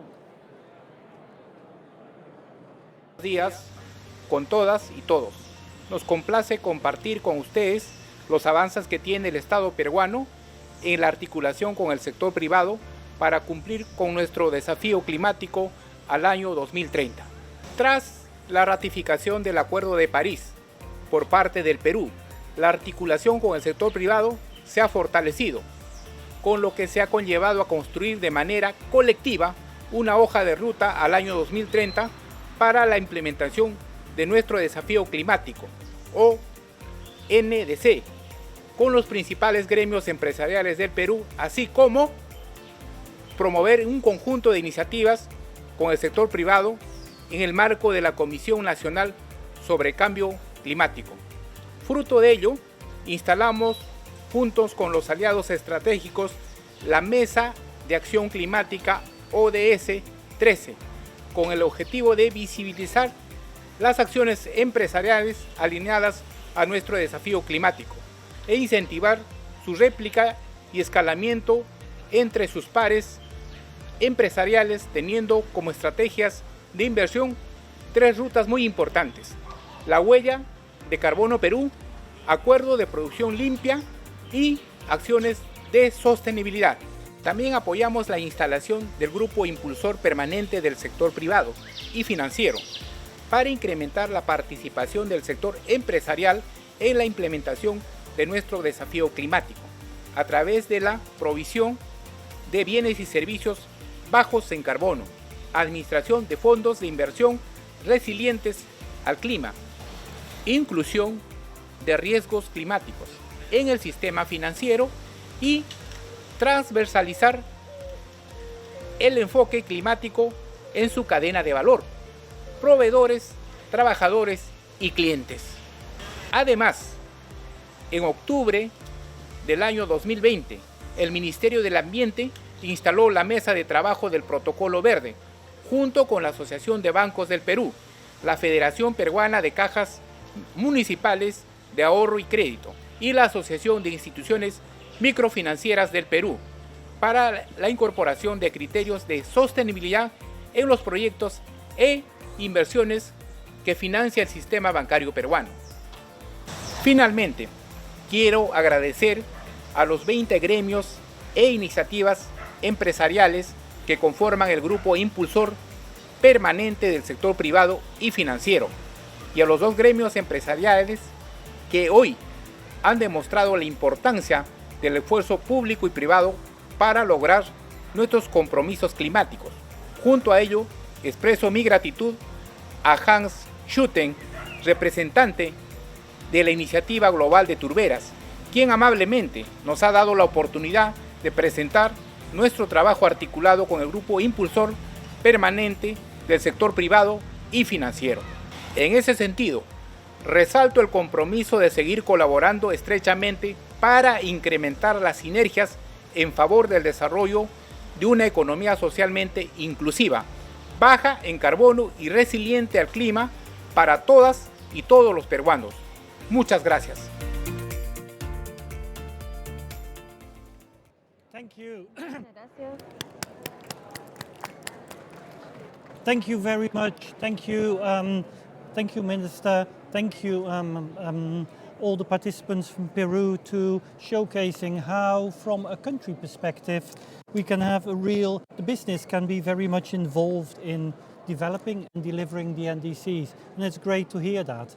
I'm not going to go any further with any questions from the audience, but we go straight across now to Hans Josten. Hans Josten is an emeritus professor from Greifswald Maya Center, or the University of Greifswald, and he's going to talk to us in 10 minutes about the MRV process and how the MRV process is really at the heart of developing NDCs, and especially how that works for peatlands.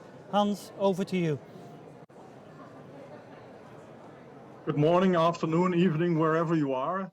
I want to tell you a little bit about NDCs and peatlands.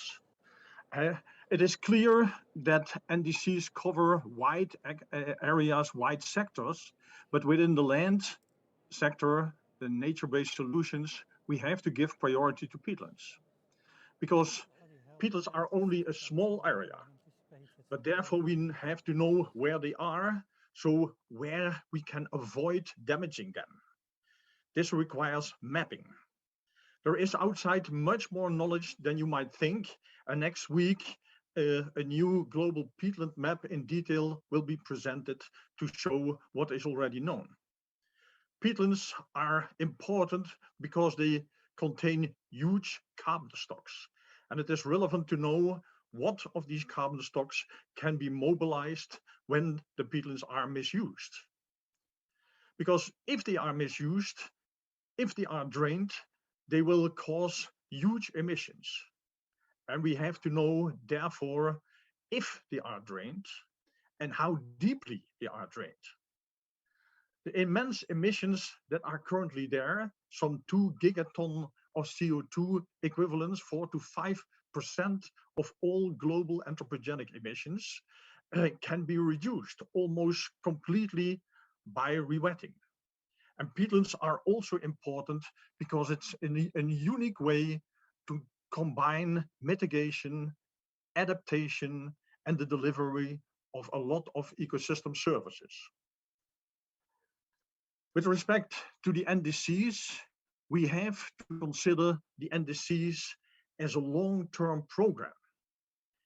Every NDC is actually a part of a series of improvements that have to be realized every 5 years with revision of the NDC, but may be revised more quickly if it is possible and if it is necessary. The NDCs are actually a program of needs, what is necessary to reduce emissions, requests, how and what kind of support is needed, the support that is being given, and if the support is there, the implementation of the plans. For all these things, we need to know where the peatlands are, what their status is, what the reduction potential of their emissions are, and under which conditions the peatlands can be rewetting. So the NDCs with respect to peatlands must be a strategy of rewetting. And in this respect, the NDCs as a total strategy must enable a huge upscaling of the rewetting. Rewetting is the main opportunity, the main option to reduce greenhouse gas emissions from peatlands, from drained peatlands.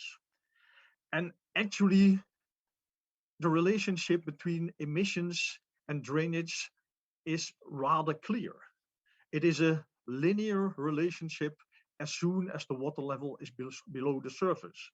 And in Europe, in Central Europe, we can use the rule 10:5. With every drop of water level of 10 centimeter in average, we get 5 tons of CO2 more. And in the tropics, we can use the rule of thumb 10:9.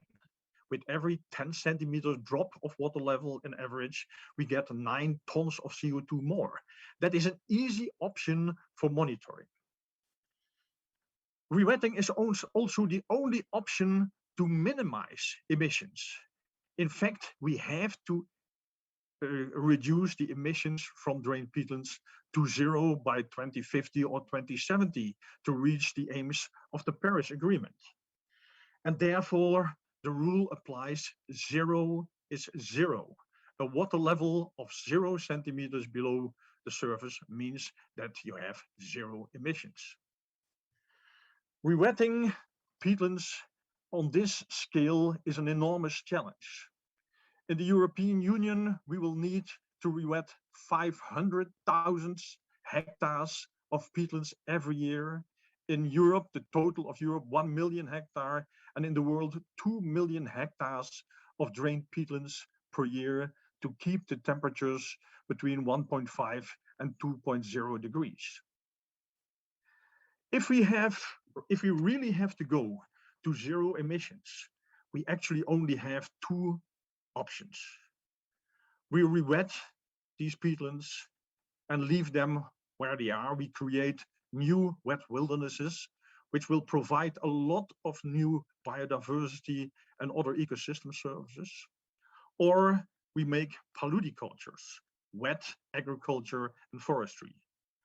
And actually, we will have to focus on these paludicultures because the current peatlands have been drained to produce, for producing biomass, and we cannot refrain from using biomass in a world that needs biomass more than ever. The rewetting as such is not that expensive. In a report of the Ramsar Convention, we write that worldwide, in average, you need €2,500 or dollars per hectare to rewet the peatlands. The biggest problem are, of course, the opportunity costs. And these are often large because the peatlands have been drained to produce. And to solve that problem, we have to create alternative wet livelihoods, polycultures, or payments for ecosystem services for which carbon credits are the most important ones. And there, the issue of MRV comes in. This is specifically so important because the ultimate solution of peatland rewetting, the creation of polyculture, is not feasible on a very short run, on a very large scale, because the production lines of polyculture's products still need time to develop, and we need the carbon credits as a transition strategy. And that is possible because rewetting of peatlands immediately reduces the emissions, and we know that the demands and prices for carbon credits are rapidly rising in the last months and will continue to rise in the coming years. Monitoring, reporting, and verification are very important because if we reduce emissions and if we sell carbon credits, we sell air. So you must be extremely convincing, transparent, and reliable.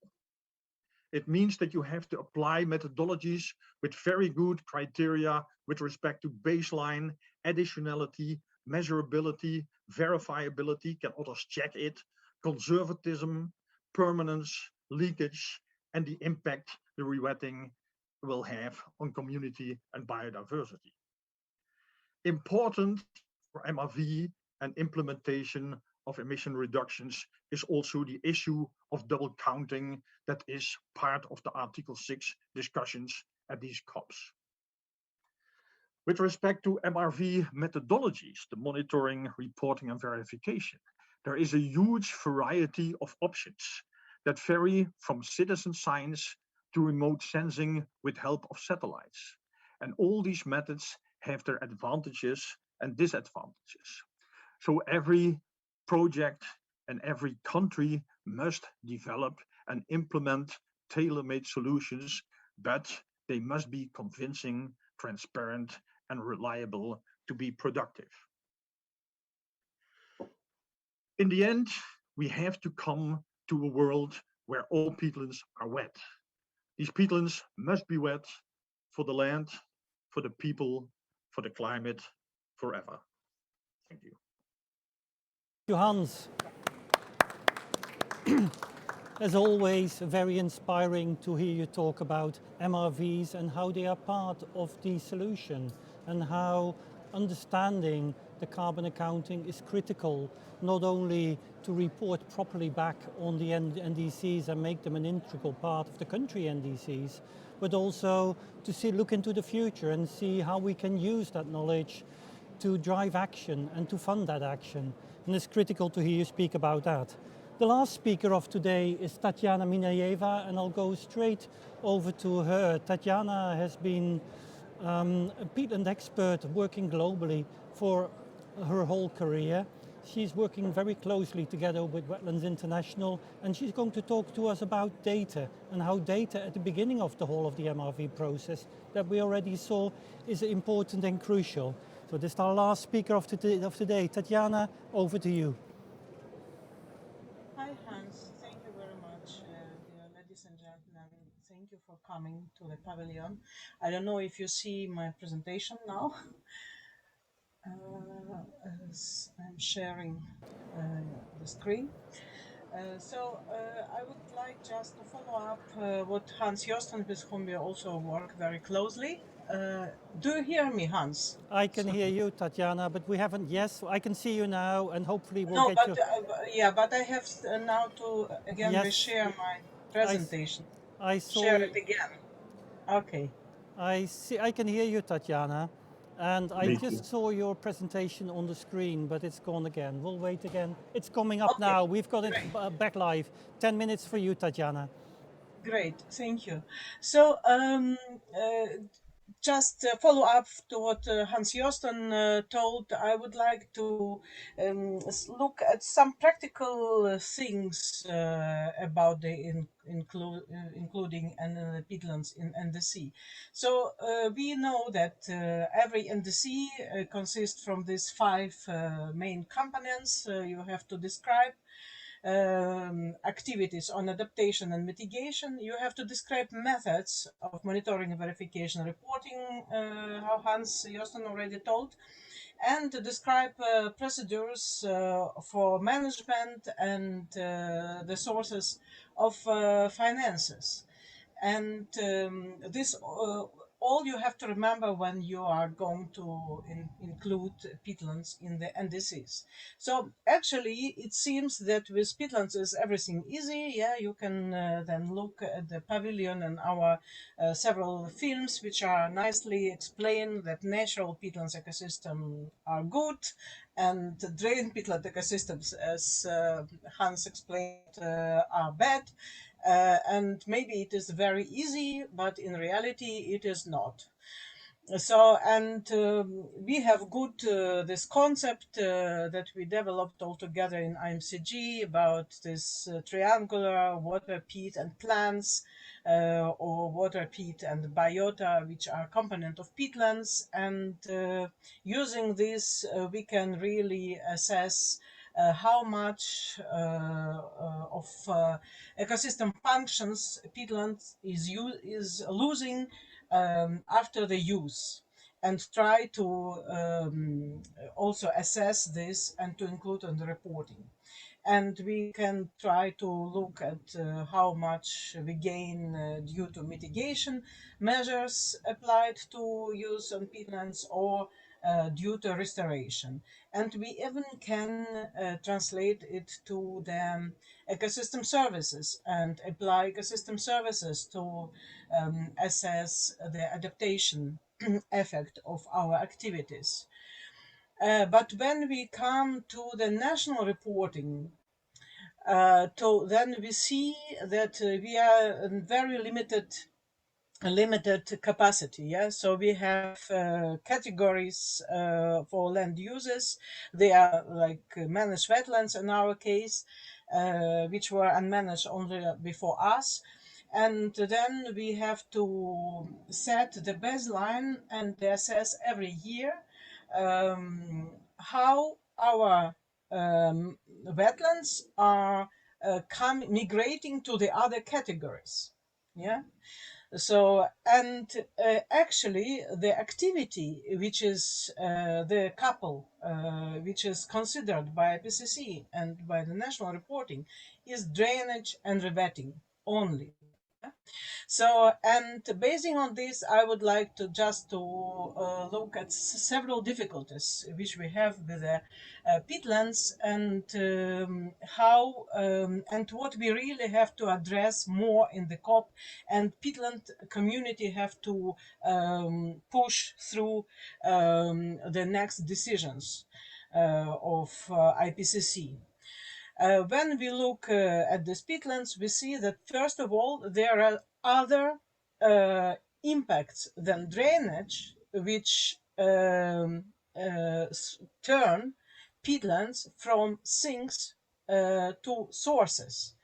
And in the reporting, we have only this one, yeah, drainage with the ditches, the classical one, yeah, and we have drainage and rewetting couple, but we have drainage without ditches, like for example with overgrazing. We have flooding by the artificial ponds or artificial reservoirs, and we have uses such as just construction and destroy of the surface without any drainage, but it is still becoming the source, and especially in the permafrost areas in Arctic, when you destroy peat, and then the permafrost start so more active and become the source. So this is one the problem which I see. The other, this what already Hans Josten told about the methods for verification of mitigation and adaptation, especially adaptation, yeah, because there's absolutely no clear are we doing through ecosystem services like here on the picture, or we are doing it through the this sustainable development goals indicators. And the other, how to upscale our gains when we restore peatlands, and or when we lose peatlands, losses and gains, to a country level, or landscape and then country level. And the problem, which this was really amazing presentation by Peru colleagues from Peru, but the problem is, are activities funded and claimed by business eligible for national reporting? Yeah, if the business are going and restoring its own impact, like in this beautiful picture where we see what could be the impact on the peatland, so then it's no problem. Yeah, you can claim it. But when we are making the offsets, which is now the very active process, can country claim this? So, and then I just come through the different examples in different regions to show these problems. The Arctic, yeah, case study Arctic. This is the impacts on peatlands, yeah. This is the not drainage. Sometimes it is. This is, for example, the pipe floating in the river, which had done by pipe in permafrost, and other types. And the main problem is the greenhouse gases coming out of permafrost under the anthropogenic pressure, because we know that IPCC now make the report, and people are busy with counting like the natural thawing of permafrost and monitoring, but nobody is speaking about that we have to look the land uses and report on these land uses as the cause of destroying of peat layers on the permafrost and thawing permafrost. The other is the Nile Basin. There was a study together with Greifswald Meyer Center and Wetlands International and DUNA to assess, and we were actually looking at the land uses. And all these land uses, which we find out are affecting peatlands, have very few to do with really regular drainage. In this, I will not list them, but we just to explain you, for example, in pollution, yeah, the sewage pollution, the using of peatlands for the cleaning of the water is changing the emissions, but it has nothing to do with drainage. For example, rice cultivation, yeah, so it has drainage, but the other impacts not, so it is difficult to calculate. And peat production, peat extraction, which they have in Rwanda, for example, it's easy to calculate, but the others not. And there is a lot of initiatives in Nile Basin and projects which actually already had input for the peatland restoration, and very good projects, but they never report like on peatlands because they just don't know. The other example, Mongolia, nobody knew that in Mongolia there are peatlands at all. Yeah, before we got this map from Greifswald Meyer Center, where Mongolia is designated as a large emitter of greenhouse gases from peatlands. Yeah, and then Wetlands International with partners came to make this assessment, and we find out that it is also the permafrost story, that a lot of peatlands are destroyed just by overgrazing. There is no drainage. Nobody is making ditches in Mongolia. This is just overgrazing. And then it is followed up by permafrost thaw, and now in 50 years we lost 50% of peatlands and 50% of permafrost. The other example regarding business, yeah, this is the example in West Siberia in Khanty-Mansiysk Okrug. The Gazprom Neft Hunters company with Ugra University are doing very interesting work. They are mapping the impact of the lease development on the ecosystems and make assumptions for the greenhouse gases emissions and try to mitigate or to plan to how to restore it. This is really very good example, because this is the reduction of businesses or own, yeah, this is not offsetting, own emissions. And the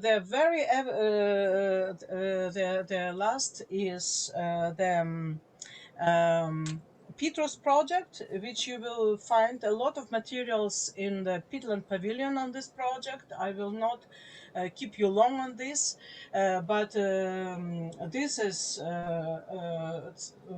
this project gave the figures to Dr. Romanovskaya, who was reporting to you before, for the national report, including of peatlands and national reporting, and it was really reducing of fires by peatland restoration and reducing of greenhouse gas emissions, and we are doing it with the German colleagues, with the support, and unfortunately we have no time to build on that, but you can find all possible and impossible reports on Petros project in the Peatland pavilion. So thank you very much for your attention, and I hope that we can address this problems somehow in the COPs, in the next COPs, or put in front of the communities. Thank you, Tatiana, and thank you, Hans. It was a great presentation and great to see how there are really good case studies on how emissions and knowledge about distribution of peatlands can feed and filter into the NDC development. You also highlighted some issues that we need to address, and we will pick them up. And it's great to hear from you so clearly outlined and articulated what these issues are. From Hans Josten, we learned about the MRV process and understanding how critical the whole process of honestly reporting is of the carbon within the peatlands, but also how that not only then inputs to the NDCs, but also to the projects that are coming out of that.